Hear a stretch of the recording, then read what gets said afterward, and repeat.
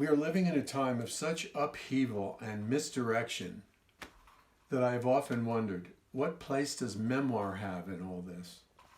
In fact, what place does writing in general have during a time of spoken legacy where journalism has actually temporarily replaced literature altogether, where quotes from politicians have replaced thoughtful, philosophical reminiscences relevant to our time on earth?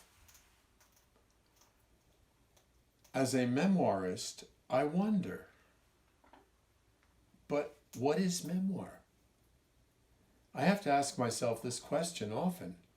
Is it just a regurgitation of a bunch of loosely tied together memories? Or is it something much greater than this? In French, from which the word comes, it means quite simply memory, or just reminiscence. It means what we look back and remember as lost time. Then you have to ask, what is lost time? These are questions asked and answered by Judy Vaughan in her incredible book, Strawberry Roan.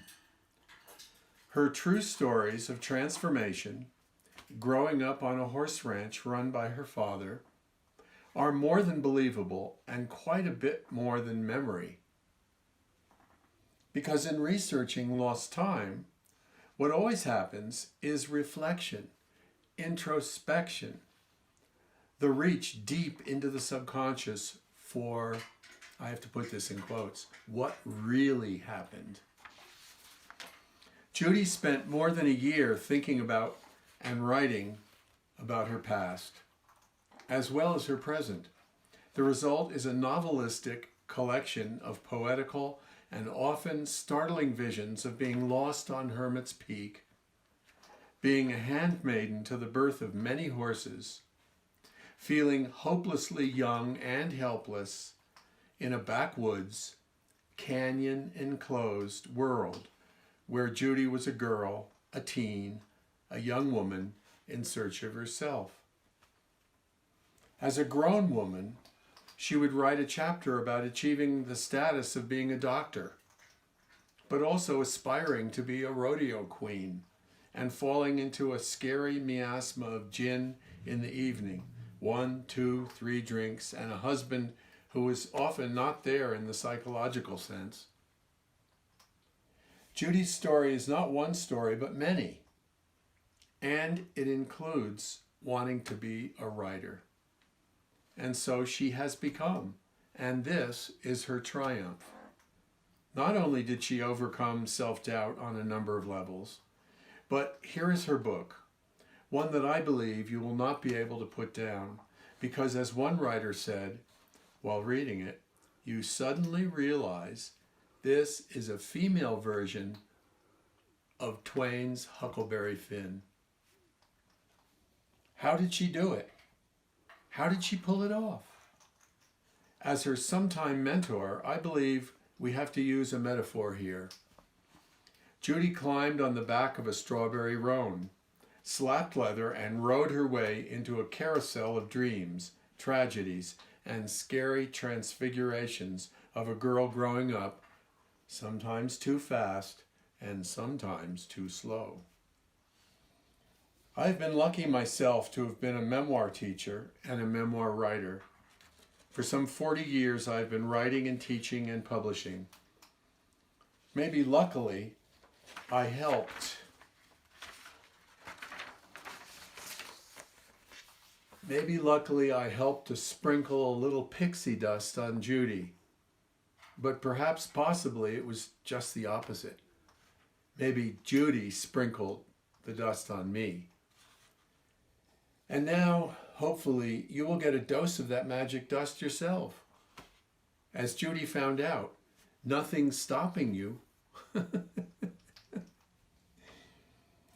I am the author of Mystical Times at Noel Coward's, Nights and Days in Jamaica, and also the Amazon best-selling memoir, Little Miracles. Okay, That was Gerald Hausman, editor and publisher of Strawberry Roan, presenting his comments on memoir and his impressions of Judy's book. Jerry is a best-selling memoir writer. Thank you, Jerry, for that wonderful prelude. While he won't be present in this meeting, he will receive a recording of the event. Hi, everybody. I am Mari Angulo, marketer and publicist at Angulo Marketing. I am honored to welcome you to Judy Vaughan's virtual book launch featuring her memoir, Strawberry Roan. Now, please sit back and enjoy. Here's Ginny. She is the founder of Elk Grove Artisan Writer and a longtime friend of Judy. She will be introducing Judy at this time. Okay, well, good morning, everybody, and I'm excited to be here today and so proud of my dear friend Judy Vaughan, who has labored very hard and long over this memoir through many trials and tribulations.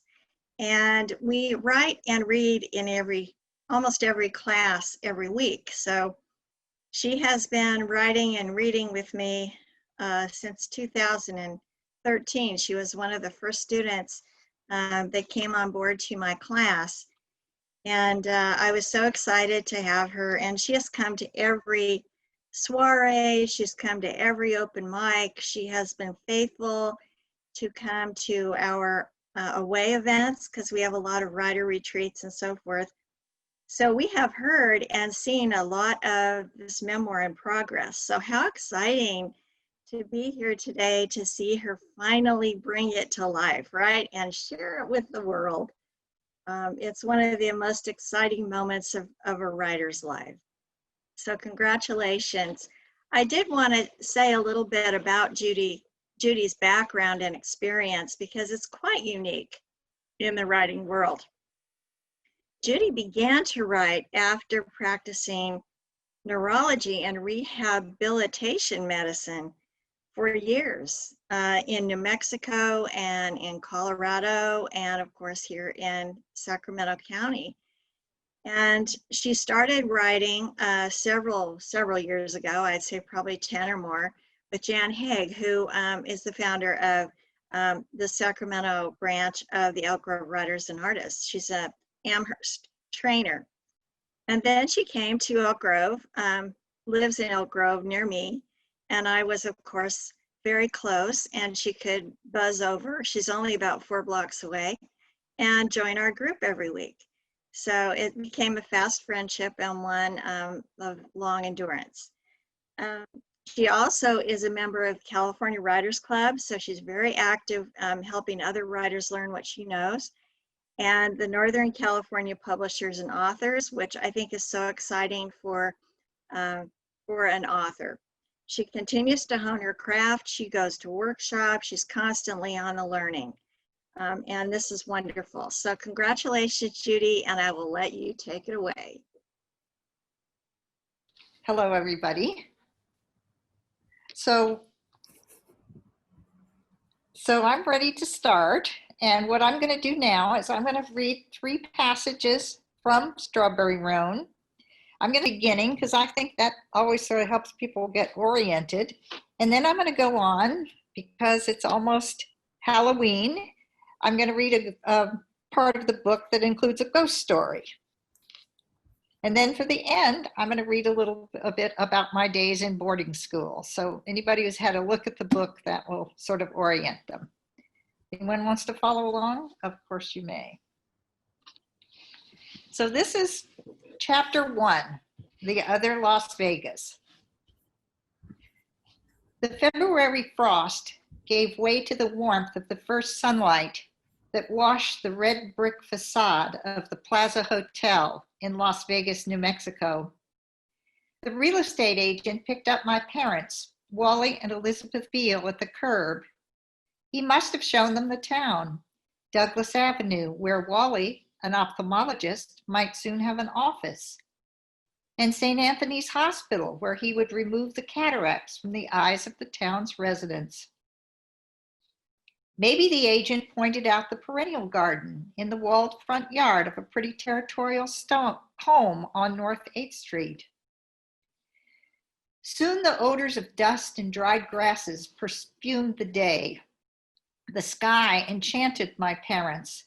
Daddy saw broad vistas to the east in air so clear, a vulture wheeled in sharp relief miles away. To the west, Mother noted that the bluest sky outlined layers of hills, from flat ridges in the foreground to mountains of pink stone, dappled white with snow. No heat or humidity would threaten the outdoor activity Daddy craved, the subtext of horses already tickling his brain.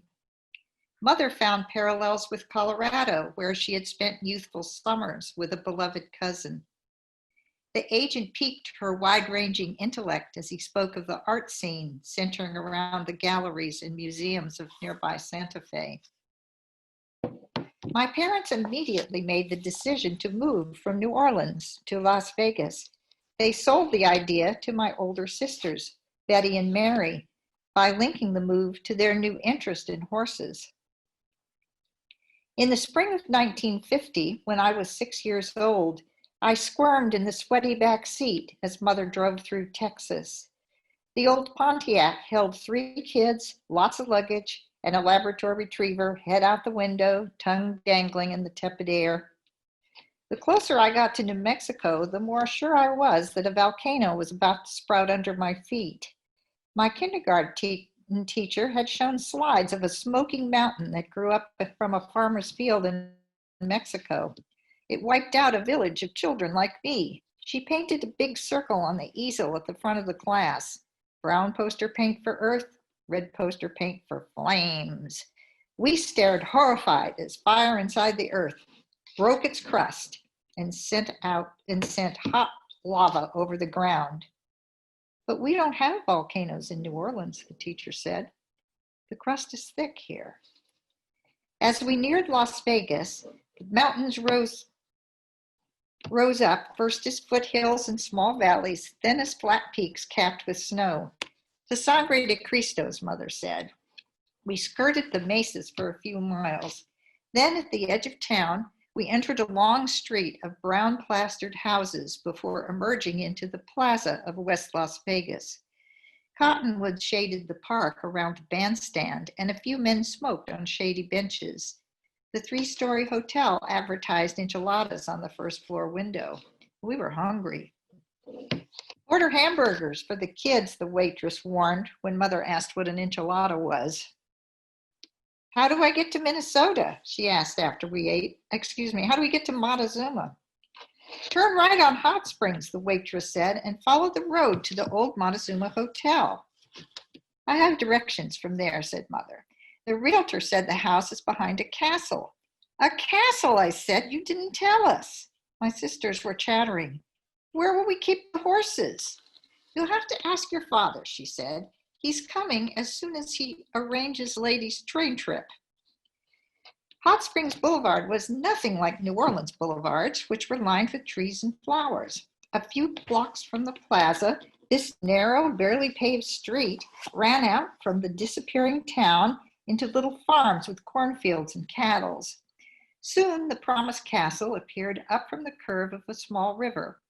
We stopped to admire the rose-roofed cupola of the former hotel before Mother drove up a rutted drive past several small houses. She stopped at the pink one. This is our new home, she said. Where's the town? Where's the school? I said, and ran up the road, checking the ground for smoke holes and leaking lava. Mother laughed. The school's in Las Vegas, the town where we had dinner. She looked at Betty and Mary, who looked no more confident than I felt. You'll go to Las Vegas High, she told my sisters. It looks like a castle, too. The next day, after Mother took Mary and Betty to register at the castle-shaped high school, she took me to yellow brick Douglas School, where I would finish the school year in the same grade I would attend in the fall. The first grade teacher, Mrs. Sanchez, towered over me, but Mother kissed me goodbye and left me standing gazing at the classroom and the kids. Mrs. Sanchez led me to a shelf to collect some school books and folded her knees so her eyes met mine. I touched her shoulder. Does New Mexico have any volcanoes? Yes. I felt my face twist. Tears rose and threatened to spill. Oh no. What's wrong? I described the volcano poster in the slides of Mexico. New Orleans doesn't have any volcanoes, I informed her. Oh, Judy, those were active volcanoes. Mexico is far away. New Mexico's volcanoes pushed through the earth thousands of years ago. They're just little mountains now. You're safe here. I sighed, and Mrs. Sanchez led me to my desk with a workbook. By the time Mother came back for me, I had traced all the sight words and drawn a picture of a low cone-shaped mountain with lava streaking the sides and smoke roiling upward. As the family explored Montezuma, I watched the ground for smoke holes for several more weeks, but the only holes I saw were homes for gophers.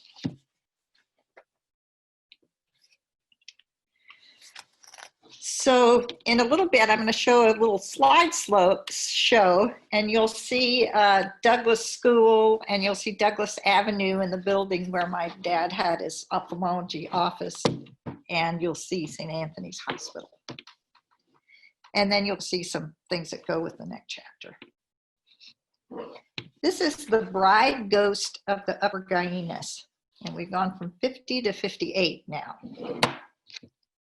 In the mid-1950s, during my adolescence on the ranch, I lived for summer. The windy, cold spring left me dreaming of July and August, the precious weeks when I had friends, Kathy from Chicago and Ninette from San Angelo, Texas. Their families opened shuttered cabins to enjoy the solitude and cool climate of the mountains. The teen girls joined my adventures. Inseparable, we rode horseback for hours through the ponderosa woods and grasslands of the ranches in the valley of the Guyanus, some of which covered thousands of acres. We stopped our horses, Babe and Lady for my friends, and ambitious lead horse Dash for me, to explore the adobe ruins of abandoned farms and drink at springs edged with watercress. We saw deer, wild turkey, and countless wildflowers.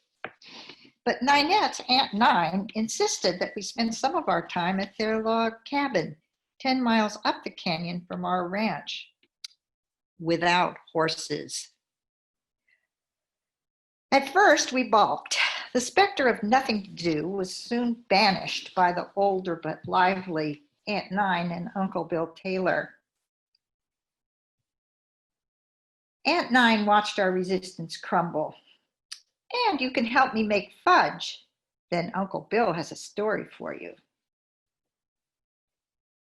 So then there's a couple of pages that are just the details of making Hershey's cocoa fudge, which are, if you have another time, it's very interesting. But I'm going to fast forward here to our sleepover. That evening, we spread our sleeping bags on the porch of the Taylor's log cabin. Here, the Guyanus flowed through the mountains with just enough room within its steep canyon for the tumbling creek and the gravel road beside it. In my solitude on the ranch, I saw the stars as a luminous canopy domed over a valley of shimmering meadows. Here in the upper canyon, the heavens were a narrow vault, bright as the cathedral aisle under its clerestory, just as Mother and I had seen at St. John's Cathedral in New York. I pointed out the Northern Cross high overhead. I've never seen stars like this, said Kathy. It's like they don't have them in Chicago. A shooting star, Ninette pointed upward. And another she said. I have never seen so many or so bright. We were snug in our sleeping bags as the meteors seemed to fade. I could have fallen asleep, but a light clicked on in the house and Uncle Bill opened the door. Are you ready for your bedtime story? Nearly 6 feet tall, hair still in the salt and pepper phase, he found a space for his rocker on the porch among the 3 girls mummied around him. He folded himself into the chair and then extended his knees with a groan. His left foot nearly touched my chin. His tennis shoe size rivaled that of a basketball star. Uncle Bill packed his pipe with large nubby hands and took his time lighting it. Someone closed the door of the cabin, and the starlit darkness filled the porch. I wasn't sleepy anymore. Do you know why the campground up the road is called Bride's Camp? He asked. We shook our heads. Early in the century, a young road engineer brought his new wife there for their honeymoon. He wanted to show her this lovely place. Uncle Bill took a puff on his pipe. The sweet aroma added to the mystery. The two hiked and fished, but they made a mistake. They drank the water. He waved towards the canyon road below the house. Picture the road ringing with pickaxes breaking rock. The groom didn't know that typhoid fever had come with the chain gangs that built the road. Prisoners from the penitentiary in Santa Fe were brought here in canvas-covered Model T trucks, dressed in zebra-striped suits. They camped for weeks up here, spending their days picking out the road while the foreman blasted the curves around High Point with dynamite. They contaminated the water. After only a few days, the bride got sick and soon died a terrible death. Bill shifted his position. We murmured our disgust in unison. The young man buried his wife in her wedding dress near today's bride camps, just around this corner. Bill stood up and gestured to the road a few feet down the hillside from the cabin porch. She haunts this canyon, you know. People see her ghost. She still wears her bridal gown. I was half out of my sleeping bag in a side sit, my eyes on Bill's face, barely visible in the light seeping out from deep in the cabin. Why, just last week, on one of those mornings, after an evening shower, when mist clings to the river, I was standing here, and a white shape, not a cloud, I'm sure, rose up from the road and disappeared into the trees. Just over there. He pointed across the canyon wall. His index finger seemed to lengthen. His pipe glowed, tipped towards me by the half fist of his other fingers. He sighed and emptied the pipe ashes with a tap into a little bucket on the floor of the porch. It was as if the ghost had climbed the stairs.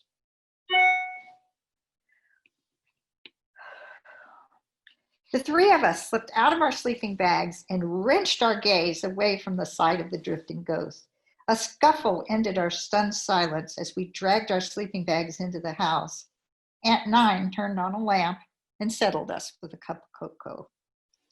The couple's pursed lips and flushed faces suppressed their laughter as Aunt Nine scolded her husband.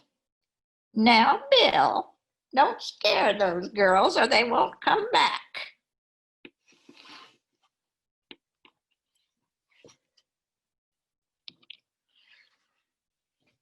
So the rest of that chapter, tells another story.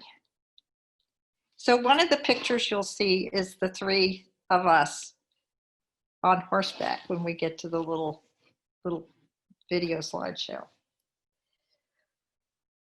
So then, after my adolescence there on the ranch, when I was about 14,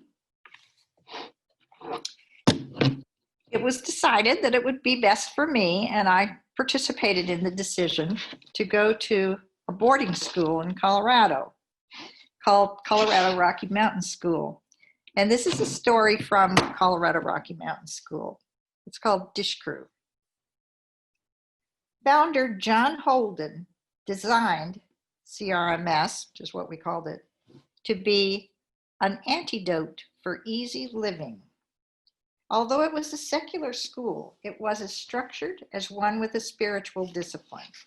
The student workday followed a routine of study, sports, and work with little free time. While the benefits of study and sports paralleled other schools, it was the addition of work that enhanced confidence and self-satisfaction, John Holden thought. To begin the program of work, each of us had 2 jobs a day, one connected with our dorm and one connected with the community as a whole. I have a photo of the sunrise taken before breakfast. By then, I had already swept my room, cleaned the toilets, dorm job, and trudged up to the main house dressed in blue jeans, a tailored shirt or sweater, and whatever outerwear was appropriate for the current Colorado season. We called it the school uniform. 1 or 2 afternoons a week, time was scheduled for work jobs. Don't you love the redundancy? Student crews did bigger jobs like ranch maintenance of fences or building repairs. My skills were honored. I trained a young horse for the school during work jobs and learned to remove worn shoes from the school horses for the winter so they had better traction on snow and ice.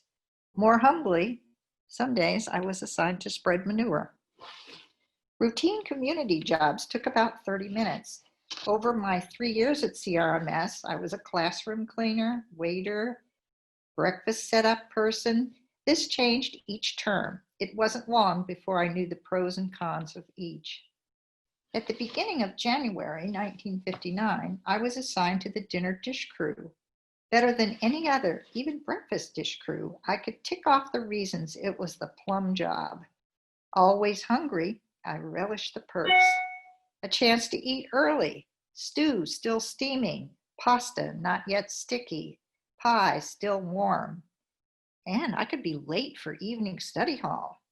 I'd slip into the library murmuring, "Dish crew," as other students looked up and yawned.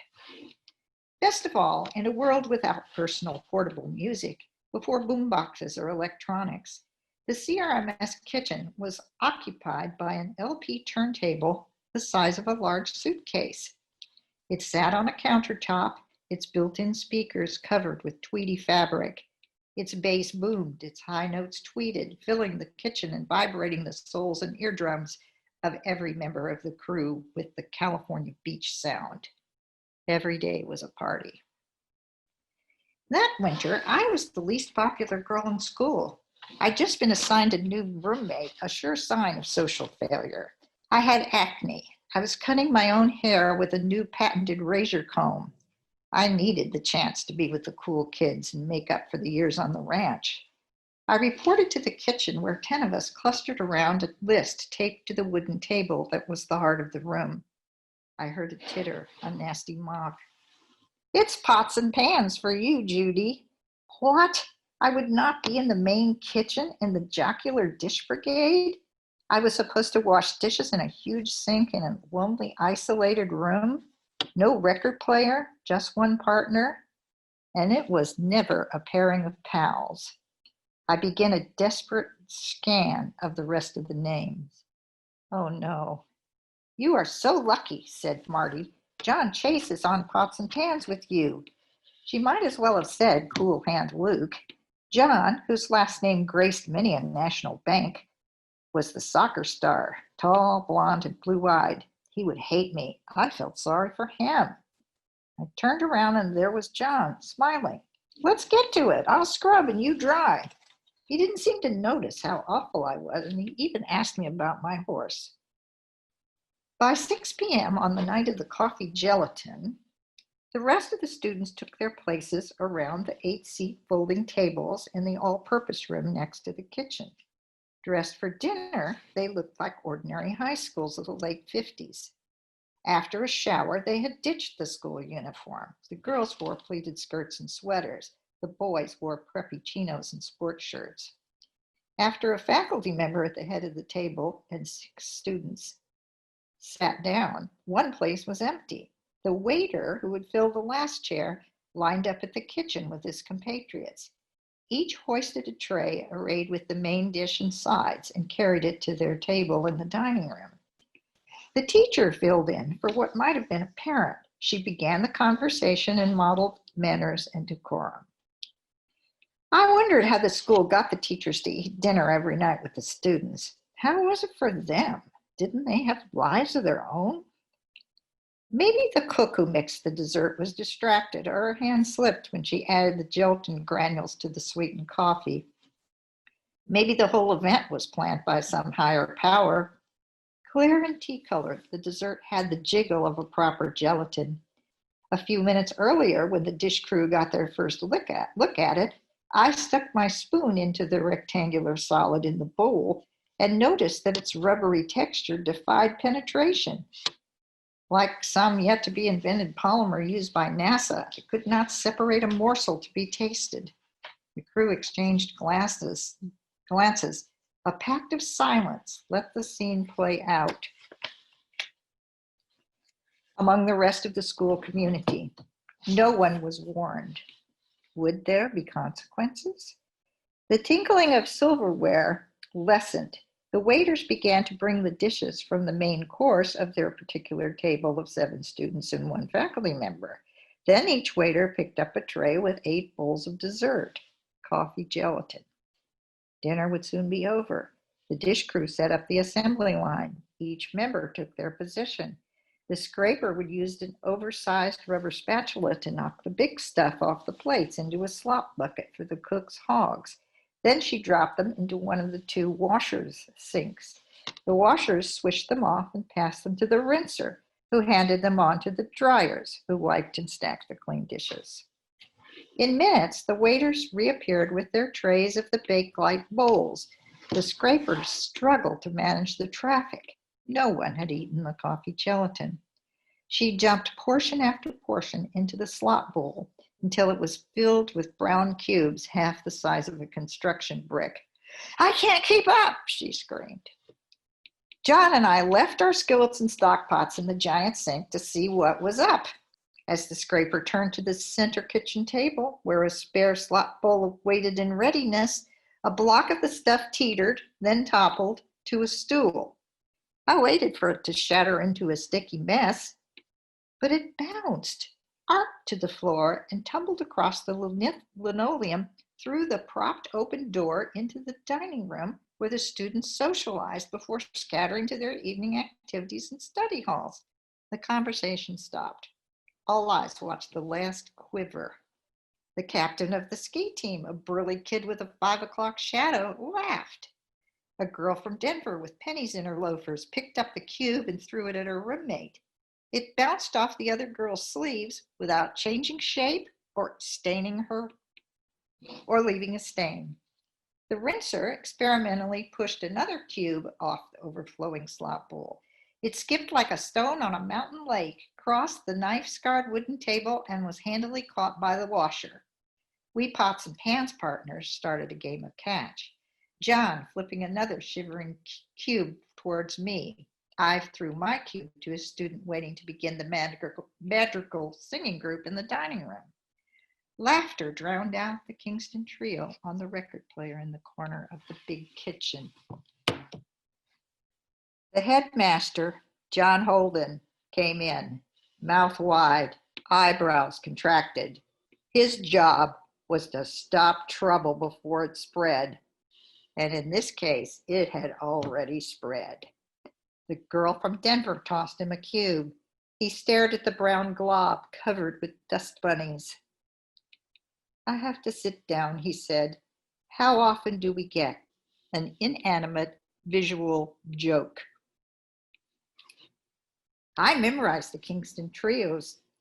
I memorized every Kingston Trio song and can sing them today. We joined forces with this memorable line. "You want green peppers? I give you green peppers. Come out to the garden. He, he, he." Laughter is the best medicine. The night of the coffee gelatin proved that.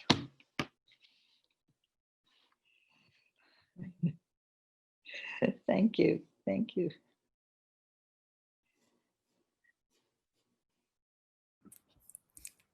Thank you, Judy. That was wonderful.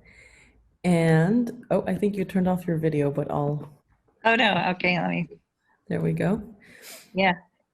And I wanted to say just quickly while we're all still here, can I just take a quick group photo here? Here we go. So everybody just smile into the camera. 1, Okay. 2, and there we go. So you got all the people in gallery view. Yes, I did. I did. Good, good. Oh, thank you so much. And we have people watching on Facebook too and commenting. So this was Oh, great. good. that we Oh, were and the same. look, everybody in gallery view, you are looking at my youngest grandson with my son. That is Wyatt. Hello, Wyatt. Oh, let me, Judy, did you want me to play that video for you? Oh, yes. Now I Okay. want you to see the little video of the, do you think I can talk over it? Yes, I'm going to run it without audio, or I'll attempt it. I think I can do it. Okay, good.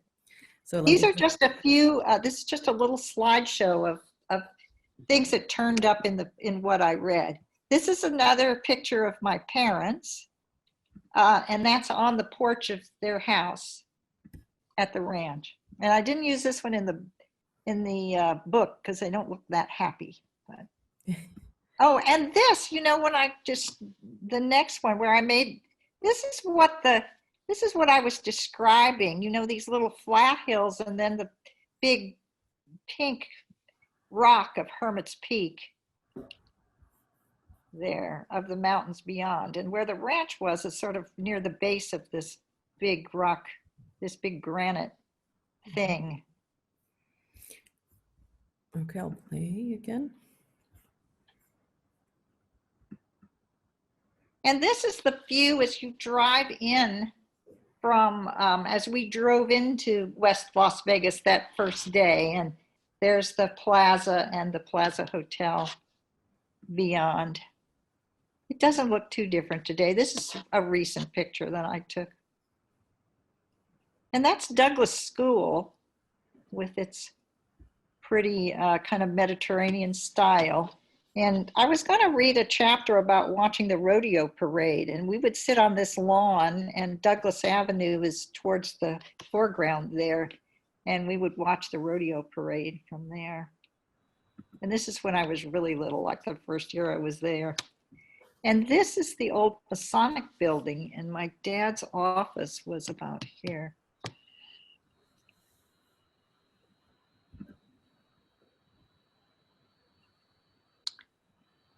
And that's the nuns' quarters, which the older hospital building was long torn down. But I actually worked in this complex when I worked for the rehabilitation center. So that's kind of a, a full circle thing where my dad was doing cataract operations in the 50s there. And then I was the medical director of the rehab center. It was in this, see, here's a kind of modern building with this brick wall in the foreground. So that's it, man. You get to Las Vegas, and if you stay forever. Yes. And this was the first house we lived in that I said was pink, but it was actually, it had a stucco surface, and somehow it got painted all the time. Sometimes it was white, and sometimes it was pink, and sometimes this is a modern picture. Now it's green. There were remarkably few kind of what we think of New Mexico style buildings in the Las Vegas area.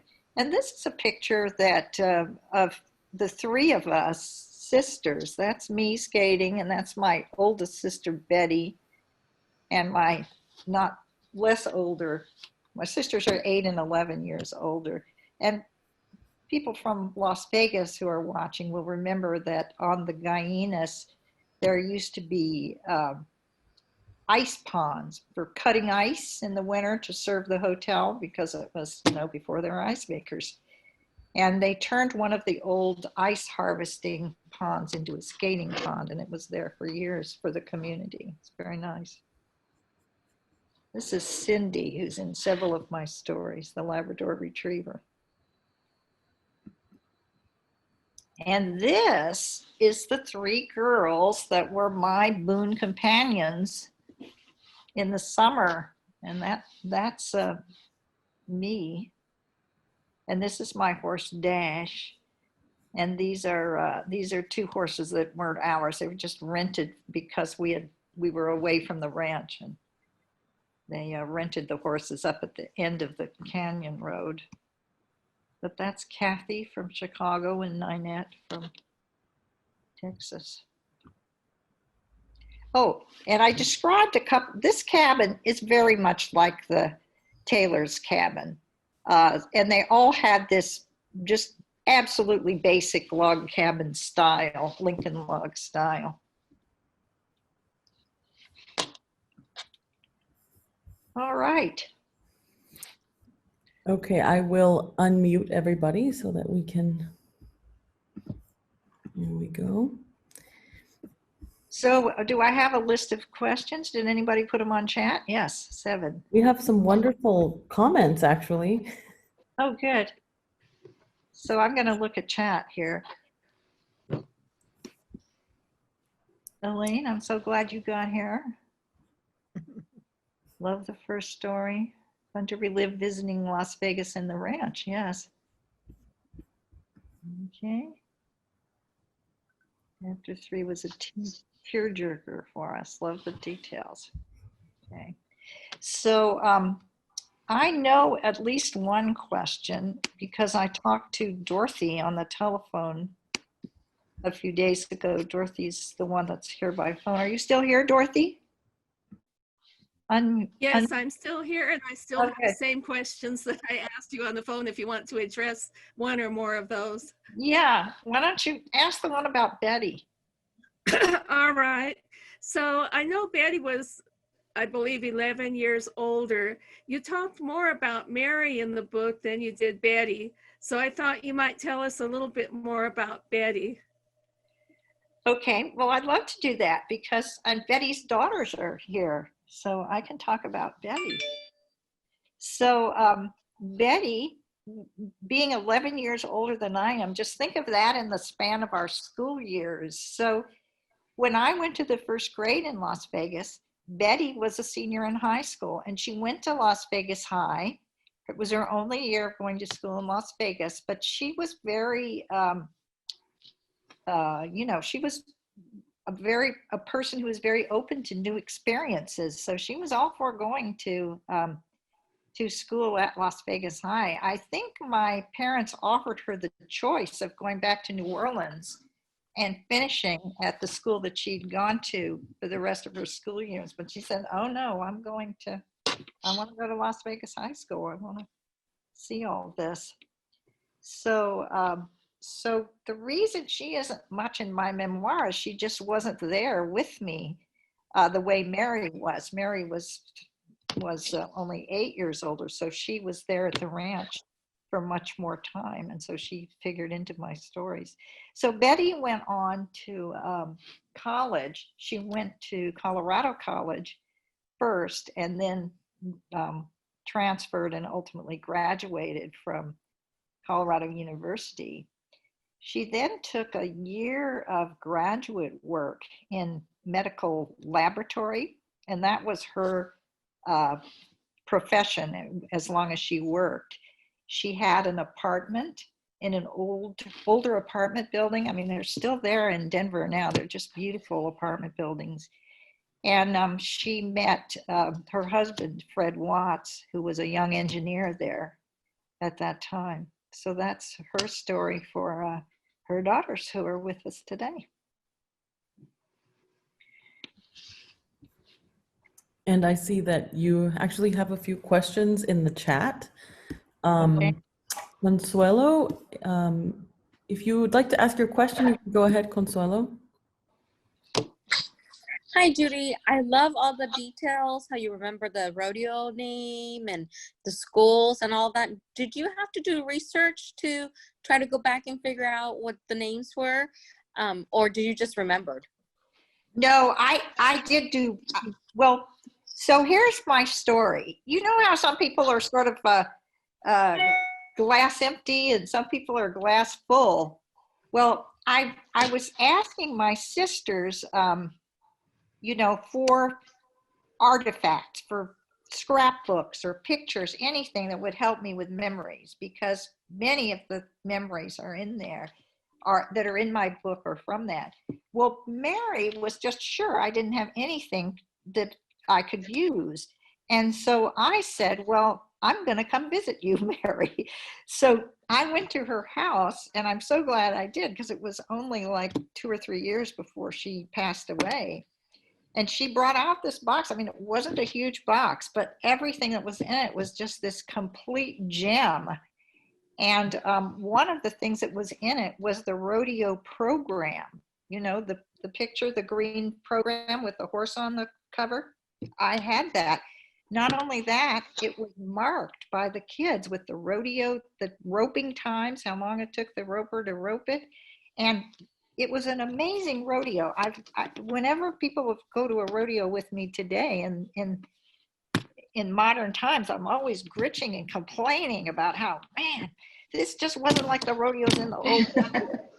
because you know those descriptions of the special things that they did, the trick riding, those were real. The clowns who had a trained trick horse doing the clown work, it was just the most wonderful rodeo I ever saw since. And I had the program. Thank you. Thank you. And then we have a question from Ginny. Hi, Ginny. I can't hear you, Ginny. Ginny's not unmuted. Oh, you know what? Let me click a button here. Okay, now you should be able to easily unmute yourself. Start over, Ginny, and unmute. Okay. Yeah, I wanted you to tell everybody about, I mean, did you go back to Las Vegas? I know you met with Mary and all that and got the artifacts. Did you revisit your Las Vegas haunts? Yes, and I did. Hermit's Peak and those I places? did. I did not climb Hermit's Peak but in the book, I'm sure Lucy and Jenny have found this. I also describe a much later trip up Hermit's Peak with them when they were children. It's quite a climb, and at my age, I will never climb it again, but they can. Many people can. So yes, I did go back to Las Vegas, and I was very lucky that the woman who had bought my parents' home let me stay in the home. So I got to actually stay in the home one year that I went back to do research. But I did do, in fact, how are we doing in time? We're in good time. So I'm going to tell you another story. If you have the book and you read the ghost story one, the second part of the story is visiting Pleasure Valley. And Pleasure Valley was a little, and you know, when we named them things like Pleasure Valley, I mean, I know that sounds like a porn star name of a porn movie, but we were so innocent when we, you know, bestowed these names as children. I mean, it was, you know, it was because it was a pleasure to visit. I mean, what can I say? I actually even tried to find it, and I could not find that little valley. I mean, talk about magic. It just wasn't there. It wasn't where I remembered it. And yet, of course, some things were exactly as I remembered it. Hello, Stella, my only granddaughter. So that's what I wanted to say. Oh, and the other thing in the sort of comment on the rest of the story that is part of the story, I realized that they came and we were likely there in August. The ghost story took place in August, and it was no doubt the night of a meteor shower, because that's when the meteor showers are. So that's my answer to that. And we have one more question in the chat from Anne. Hi, Anne. Hi. I remember you mentioned that that Wally was bringing Lady from New Orleans. Yeah. How long did that horse live? Because I remember riding Lady. Oh, Lady lived to, I don't remember Lady dying. So she lived a long time. And she was, as I said, she was one of the guest horses. So there's a whole chapter in there. It's called Lady Takes a Ride or something like that. Because when we moved from New Orleans, when we lived in New Orleans, we had a weekend cottage in Mississippi. And we had all these horses that we rode, but they were what Mary called plugs, after Spark Plug in the comics, the newspaper comics. So when we were going to move, Betty and Mary, they were worried about leaving Mary behind. So there's a whole chapter in my book about Lady coming to New Mexico on the train. He had her transported by train. It's a good. I remember Lady.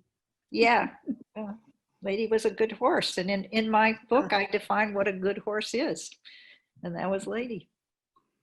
So. This is so, when you mentioned the stars, it immediately brought back visions of visiting the ranch, and that's one of my huge memories is all the stars. I mean, when Yeah. you live in a city, you don't see stars like that. Right. Right. They were amazing. Hmm. That's Any true. other? Any So other? Judy, I have a question. Yeah. If I could, you mentioned the decision to go to boarding school, and you mentioned something about it was difficult because your father wasn't helping you much with the horses. Could Yeah. you explain a little more about your decision to Yeah. leave and to go to boarding school? I sure can. You know, I mean, no life is completely happy. And I think if a psychologist, there's Ellen, my psychologist, probably the description of my father's and my relationship might have been what's now called enmeshed, where he was so, you know, he had decided he wanted to have all these horses and raise all these horses. But I think his mind was kind of going on a combination that I would take care of it and that this is something that I would also really want. You know, it was kind of, his building up all that horse herd was sort of separate from my needs, you know, my needs for having an education, of not having feeling this terrible responsibility of having to get all those horses trained. You know, so that they could be placed in new homes and so on. So that was kind of the pressure, and that was the pressure that mother was, you know, she just knew I had to go to school, and it wasn't going to work to have me ride a bus to Las Vegas every day. I needed to, you know, to be the heck out of there. Plus my father was you know, he was a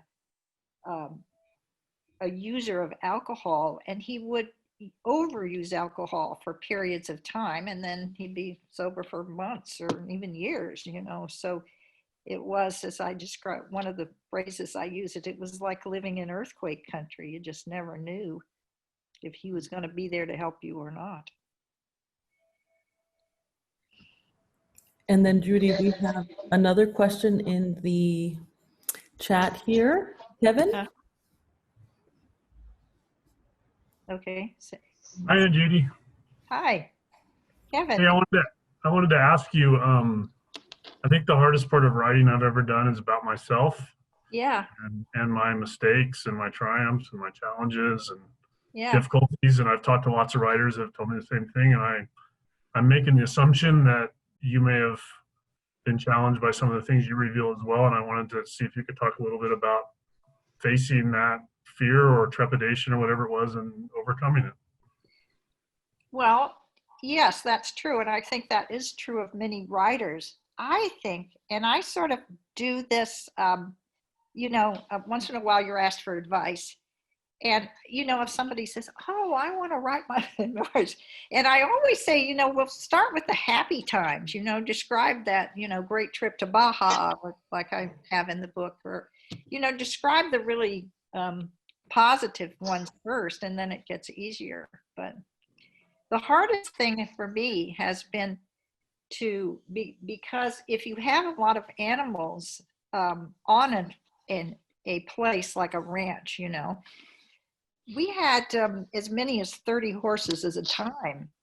You know, it wasn't always 30 horses, but I don't think it was ever less than maybe 12 or 15. We had a lot of horses all the time when we were raising them.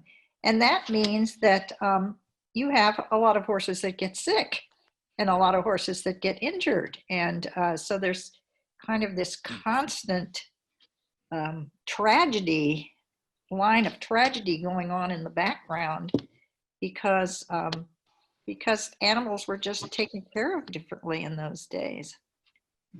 So, you know, they shoot horses, don't they? So Judy, could I ask one more question? What do you want your readers to take away from all this? Oh man, that's a great question. Well, I think, you know, I've tried to write this, and, you know, my first thought is this just another thing because you want people to like you? You know? So maybe that's that's the thing. But I think that I want them to know that, oh, and it also comes from Betsy's line. Betsy used to always say, Mom, you didn't have a normal childhood. And while I didn't have, my parents weren't homeless people, like in one recent memoir, everybody has a certain amount of dysfunction. And I think it's about resiliency. It's about trying to get through the things and get over it or fix it or whatever. So if you read the chapter on alcoholism, a lot of it's about if a person has a alcoholic problem in a small town, and if they're a doctor or the mayor of the town or somebody prominent, it's very hard for them to have enough privacy to deal with a problem like that. And so what I ended up, if you haven't read the book yet, this is kind of the spoiler, is I was struggling with this problem when there was a medication called antabuse, which makes, if people will take this medication, it turns alcohol into a poison. So it isn't fun to drink anymore. You just get, nauseated and throw up. I never drank on antabuse, but I wrote my own prescription for antabuse and walked into a pharmacy in Albuquerque one of the days when we were going to visit, Grandma and Papa Vaughan, probably for a holiday or something, and filled my own prescription for antabuse, and that's kind of how I made the break from drinking myself. I took it for almost a year. I took it until we moved to Colorado.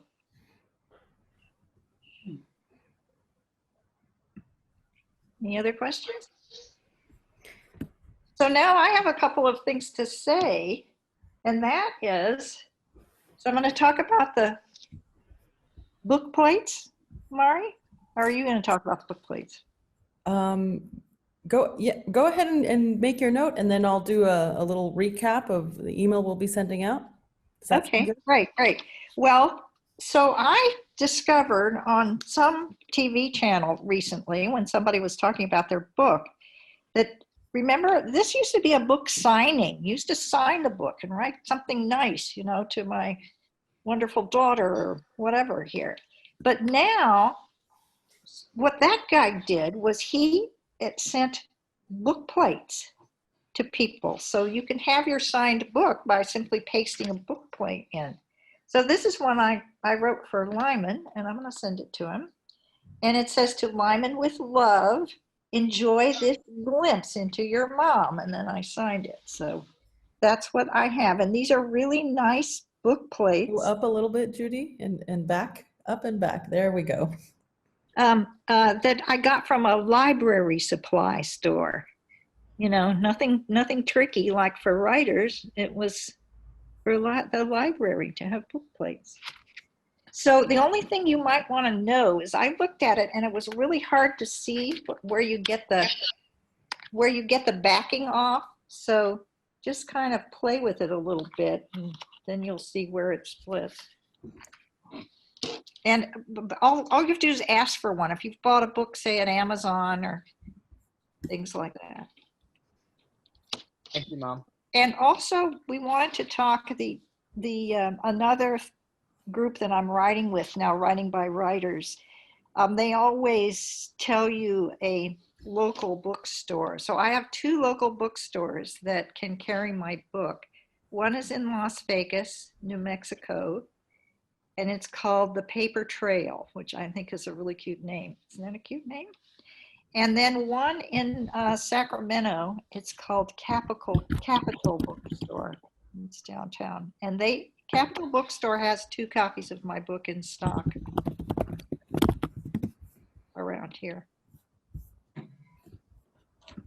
But really, Amazon and the mail order book people are very convenient. I don't fault anybody for that.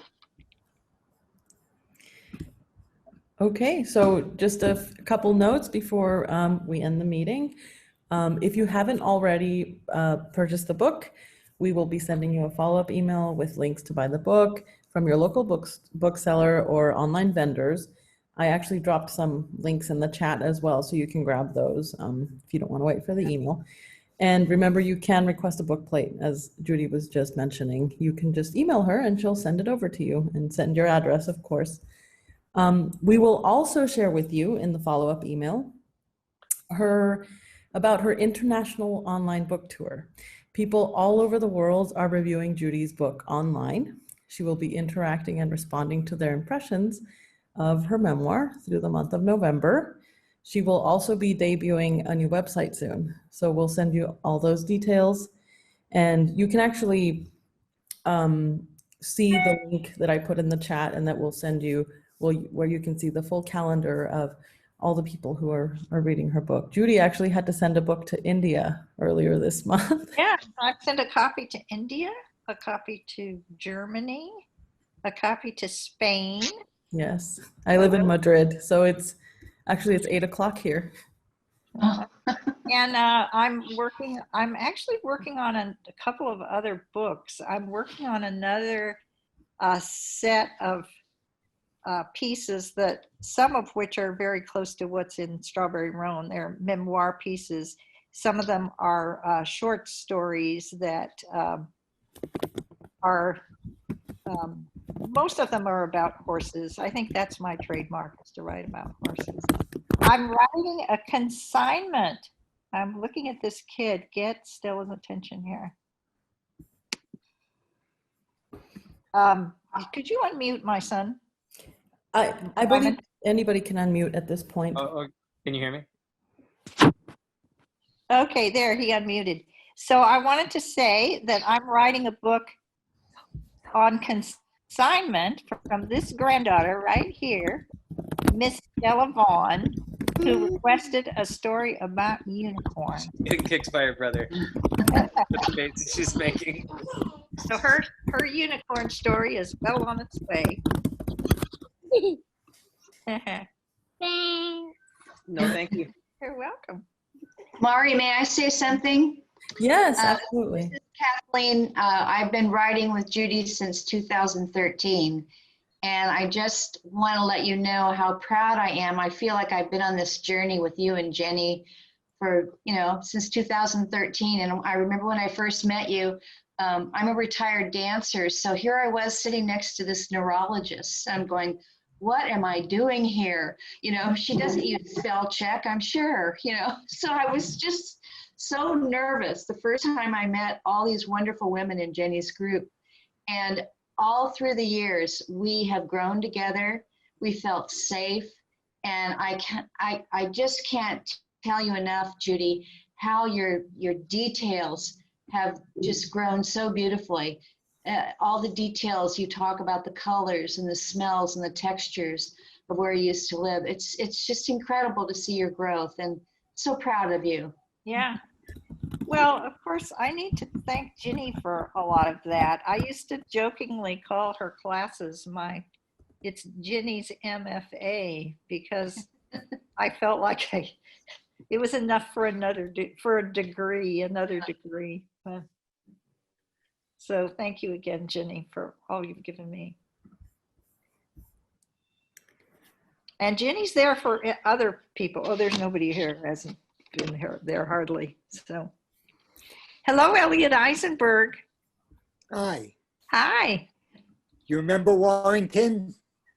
I absolutely remember Warrington. I think of Warrington all the time. There's Yes. a chapter about Warrington in Strawberry Roan. Oh, I hope good. you Okay. buy it and read it. It's Okay. quite different from anything else I've written about Warrington. So Judy and I last saw each other in Warrington, North Carolina. Yeah. It was, we spent the summer of 1963 doing civil rights work. And then we had a 50-year reunion. Yes, and that was organized by Judith Vaughan in 2013, and most of the people came. Most of the people came, only very few didn't come. And the community, speaking of the times, remember what the people in the community of Warrington said in 2013? They said, can you come back? We still need you. Because that's what we were working on, was voting accessibility. Right. It was a voter education project. Yes. there. It's gotten a lot better with time, hasn't it? Yeah, Remember, it was kind of tough when we were there. I was sent an article from the Warrenton paper that they got rid of the Confederate soldier that was in the middle of the town. Yep, The I heard town that is news too. over 80% black, but when we were there was a big Confederate soldier who was there because he defended slavery, and right nearby were a colored water fountain and a white water fountain. There weren't no water out of them, but they left the colored and the white water fountains, and they took those down too. Yeah. So Black Lives Matter, I guess. I have a picture of an outhouse in Warrenton that has a sign on it that says white only. Ah. And it isn't even a really nice outhouse. All right. Okay, well, good. Great to see you, Judith. Thanks for Thank doing you. this. And Mari, you're going to close and summarize? Yes. All I Thank want you, to say is thank you all very much. Yes, you may share this video. You can actually find it right away on Judy's Facebook profile because we're live on Facebook right now. And then the video will be saved. And then in that famous, that email that we're sending you with all the links, I'll also include a nice, video link to YouTube. How do I share that? do you have my email? Am I on your list? Yes, if you're in this meeting, I have your email. Okay, so I would like to buy a book. I haven't bought it yet. Great, well, we'll send you the link. Okay. You can do that. Thank you all so much. And Judy, you did an I love you, awesome lady. job. And if you want to hang around, Judy, we can have a little recap after the meeting. Okay, that'd be great. Okay. Well, Thank thank you you. all so much. Good job. Okay. Thank Nice you. to see you all. Bye, Mom. Great work. Bye. Mom. Goodbye, Good Ellen. job. Great work to you too, Mari. Bye. Bye, Stella. Bye. It was so nice to see the children and to see you. Bye, And Stella. Bye, Ellen, Wyatt. bring your children. No, I'm at work. I Oh, came you're to at work, work. so my children didn't Zoom bomb. Yeah. So, All right. They've been known to do Goodbye, that. everybody. All right. All right. bye, Mom. It was, thank you for everybody for coming. It was wonderful. Yep. It was really wonderful.